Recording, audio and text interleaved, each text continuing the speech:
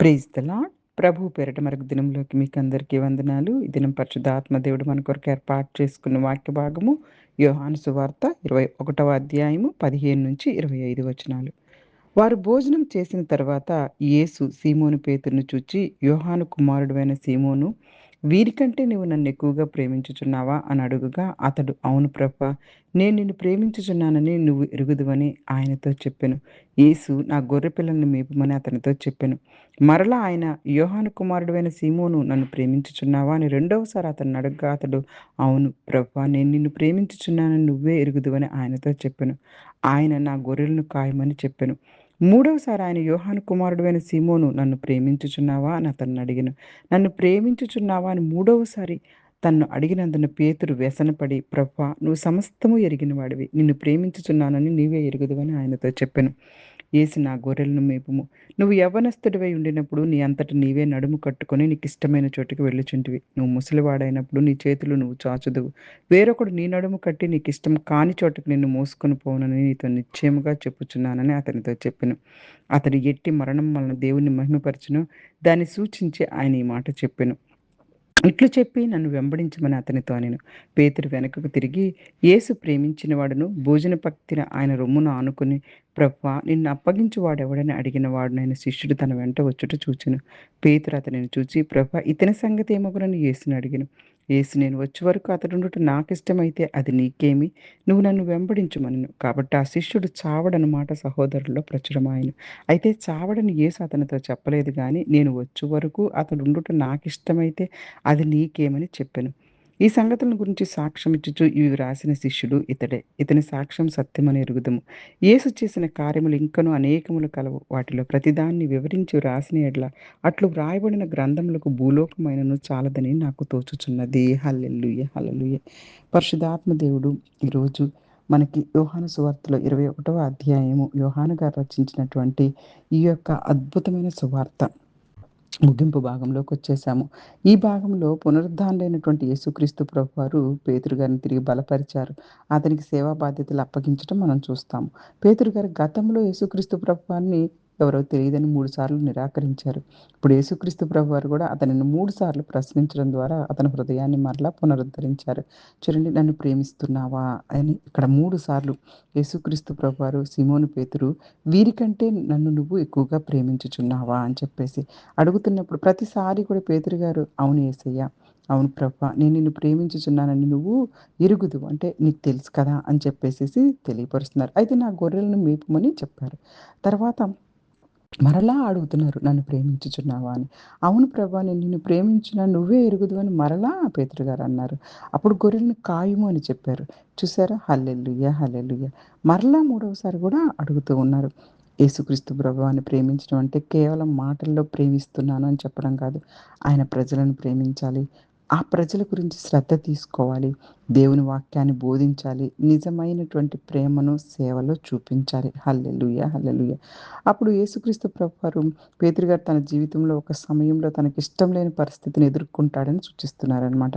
అంటే రాబోతున్నటువంటి దినాల్లో పేతురు గారు భవిష్యత్తులో దేవుని కొరకు త్యాగపూర్వకమైనటువంటి జీవితాన్ని గడపబోతున్నారు అని తెలియజేస్తున్నారు. అవును కదా! ఆ తర్వాత అపోస్తలులుగా పేతురు గారు వీరంతా కూడాను దేవుని యొక్క సువార్తను ప్రకటిస్తూ ఉన్నప్పుడు వారిని అనేకమైన హింసలకు గురి చేసి వారిని కూడాను యేసుక్రీస్తు ప్రభు వారిని ఏ విధంగా అయితే సిలువ వేశారో అదే విధంగా కూడా సిలువను వేస్తూ ఉంటే పేతురు గారు అన్నారు, నాకు అంత త్యాగమూర్తి అయినటువంటి అంత గొప్ప దేవుడికి వేసినలాగా నాకు వేయొద్దు, అంత అర్హత నాకు లేదు అని చెప్పి సిలువ మీద ఆయన ఇదిగో రివర్స్‌లో అంటే కింద తల అలాగే చేతులు కాళ్ళు పైకి పెట్టించుకొని సిలువ వేయించుకున్నారు. ఇక్కడ ముఖ్య విషయము, పేతురు గారు తన జీవితాన్ని దేవుని చిత్తానికి అప్పగించారు. యేసుక్రీస్తు ప్రభువుని అనుసరించడం అంటే ఎల్లప్పుడూ సులభమైన మార్గం కాదు. చాలా సార్లు త్యాగము, చాలా సార్లు విశ్వాసం అవసరము. అన్ని విషయాల్లో కూడాను భయంకరమైనటువంటి శ్రమలను ఎదుర్కొని రావచ్చు. అయినప్పటికీ విశ్వాసంతో ముందుకు సాగాలి. ఇంకను 19వ వచనంలోకొచ్చేసరికి యేసుక్రీస్తు ప్రభువారు పేతురుతో చివరగా నన్ను వెంబడించు అని చెప్పారు. ఇది క్రైస్తవ జీవితానికి ఎంతో ముఖ్యమైన పిలుపు. యేసుక్రీస్తు ప్రభువుని అనుసరించడము అంటే ఆయన మాటను పాటించాలి. ఆయనపై విశ్వాసం ఉంచాలి. ఆయన సేవలో ఉండాలి. కష్టాల్లో కూడా వెనక్కి తగ్గకూడదు. పేతురు గారు యోహాను గారి గురించి అడుగుతూ ఉన్నారనమాట. పేతురు గారు మరొక శిష్యుడైన యోహాను గారి గురించి, ఇతని సంగతేంటి అని చెప్పేసేసి భోజనంలో భోజన పంక్తిలో ఆయన రొమ్మున ఆనుకుని, "ప్రభువా నిన్ను అప్పగించిన వాడెవడని" అడిగిన శిష్యుడు గూడా యేసుక్రీస్తు ప్రభువారు ప్రేమించిన శిష్యుడు. కాబట్టి అప్పుడు పేతురు గారితోటి యేసుక్రీస్తు "అతని సంగతి నీకెందుకు? నువ్వు నన్ను వెంబడించు" అన్నారు. మన జీవితాన్ని ఎప్పుడు చూసినా ఇతరులతో పోల్చుకోవడానికే మనం అందరము సిద్ధంగా ఉంటుంటాం. కానీ అది అవసరం లేదు. దేవుడు ప్రతి ఒక్కరికి వేరు వేరు బాధ్యతలు, ప్రతి ఒక్కరికి పిలుపు వేరు, ప్రతి ఒక్కరికి ఒక్కొక్క మార్గం వేరుగా అనుగ్రహిస్తారు. మన దృష్టి ఎప్పుడు ఇతరులకి ఏం జరుగుతుందనే దానిపై కాకుండా, ప్రభు నన్నేం చేయమంటున్నారు అనే దానిపై ఉండాలి. యేసుక్రీస్తు ప్రభువు గురించి తప్పుగా అర్థం చేసుకునేటటువంటి వచనాలు ఇక్కడ కొన్నున్నాయి. యేసుక్రీస్తు ప్రభువారు చెప్పిన మాటలు శిష్యులు తప్పుగా అర్థం చేసుకున్నారనమాట అక్కడున్నవారు. యోహాను చనిపోడు అని యేసు చెప్పలేదు. ఇక్కడేమన్నారంటే, "నేనొచ్చే వరకు అతడుండుట నాకిష్టమైతే అది నీకేమి" అంటే అక్కడున్నోళ్ళందరూ ఏం మాట్లాడుకుంటున్నారు అంటే, ఆహా! యేసుక్రీస్తు ప్రభువారు వచ్చే వరకు ఈయన చనిపోడంటే, ఈయనింకసలు చనిపోడు ఎప్పటికి అని. దేవుని వాక్యాన్ని పూర్తిగా అర్థం చేసుకోకుండా మన సొంత అర్థాలు జోడించకూడదు. వాక్యాన్ని జాగ్రత్తగా చదివి సందర్భాన్ని అర్థం చేసుకోవాలి. ఇక్కడ 24-25 వచనంలో యోహాను గారు తాను ఈ విషయాలకు సాక్షి అని చెప్తున్నారు కదా! తాను రాసుకున్న సాక్ష్యం నిజమైనదని ధృవీకరిస్తున్నారు. నిజమే కదా! యేసుక్రీస్తు ప్రభువారుతో పాటు ఉన్నటువంటి యోహాను గారికి తెలిసిన అన్ని విషయాల్లో కూడా ఆయన ప్రతి విషయాన్ని ఎంతో చక్కగా ఇక్కడ వివరించి రాశారు. యేసుక్రీస్తు ప్రభువారు చేసిన కార్యాలు అనేకమని, వాటన్నిటిని ఒకవేళ రాయాలంటే ప్రపంచంలోని పుస్తకాలే పట్టలేనంతగా ఉంటాయని అందమైనటువంటి భావంతోటి ఈ యొక్క అధ్యాయాన్ని ముగించారు. చూడండి, ప్రతి దానిని వివరించి రాయటానికి గ్రంథములకు భూలోకమైనా చాలదట. అన్ని గొప్ప కార్యాలు ఆయన చేసింది ఈ లోకంలో.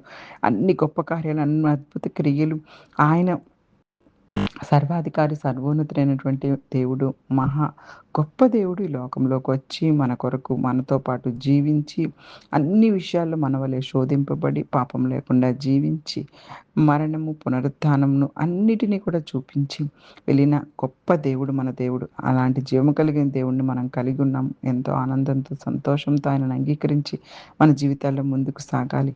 యేసుక్రీస్తు ప్రభువారు మన గత వైఫల్యాలను క్షమిస్తారు. ఇక్కడ పేతురు గారు 3 సార్లు తెలీదన్నప్పటికీ ఆయనను క్షమించి మళ్ళా తన సేవకు ఉపయోగించుకున్నారు. యేసుక్రీస్తు ప్రభువాన్ని ప్రేమించడం అంటే ఆయన ప్రజలను ప్రేమించాలి, సేవ చేయాలి. మన జీవితంలో దేవుని పిలుపు ప్రత్యేకమైనది. ఇతరులతో పోల్చుకోకుండా యేసుక్రీస్తు ప్రభువాన్ని వెంబడించాలి. కష్టాలొచ్చినా విశ్వాసంతో ప్రభువును అనుసరించాలి. దేవుని వాక్యాన్ని సందర్భంతో జాగ్రత్తగా అర్థం చేసుకోవాలి. యేసుక్రీస్తు ప్రభువారు చేసిన కార్యాలు మన ఊహకు అందనంత గొప్పవి.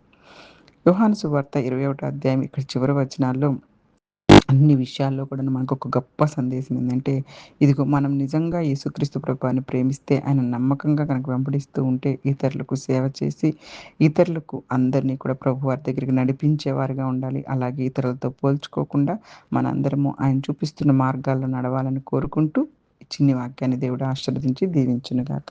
ఆమేన్. God bless you all. God bless you all.